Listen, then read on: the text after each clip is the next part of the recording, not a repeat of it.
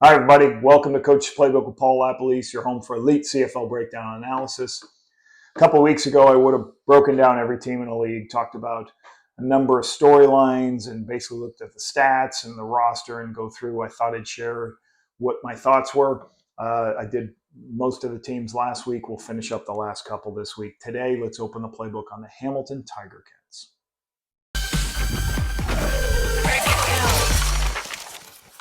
First of all, please subscribe to the page and turn your notifications on to allow you to get information when we're posting new stuff. I'm going to try to do this once or twice as I'm doing my work with CFL on TSN. Okay, Hamilton last year start out 2-4, then they go 3-3, and then they finish 3-3 to finish 8-10. Lost in the first round to Montreal.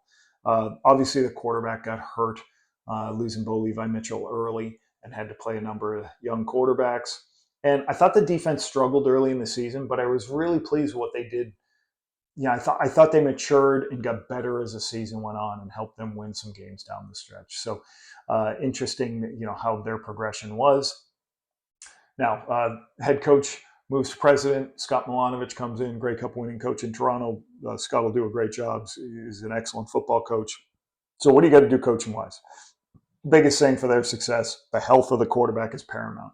So does that just mean maybe they think about running the football more? And I know that they've really tried to establish the run at the later part of the season last year. And I like that because don't put Bo in a position where he's got to throw it 35, 37 times.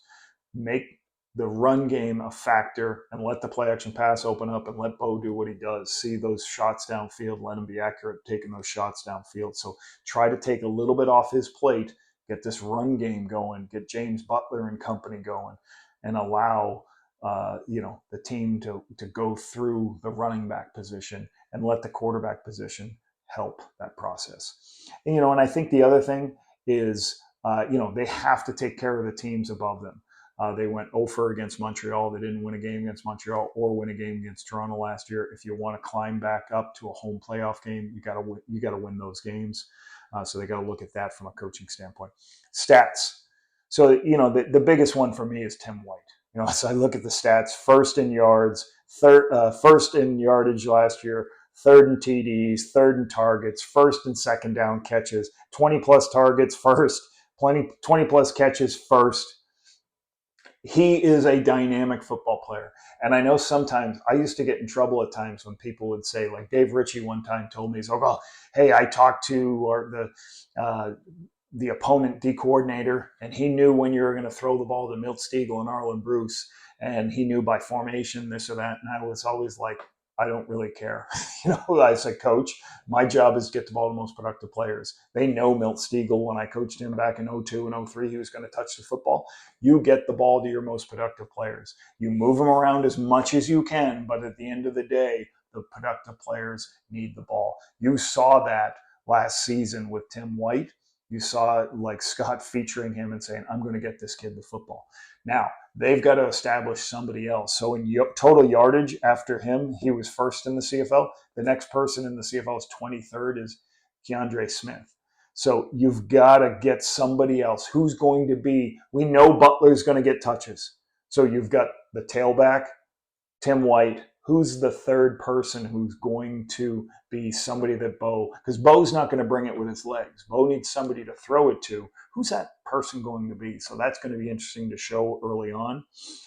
I think the other thing from a roster standpoint for me is there's so many changes on defense. Lawrence gone, Laurent gone, Delicate gone, Carney, Dylan Wynn, Jameer Thurman.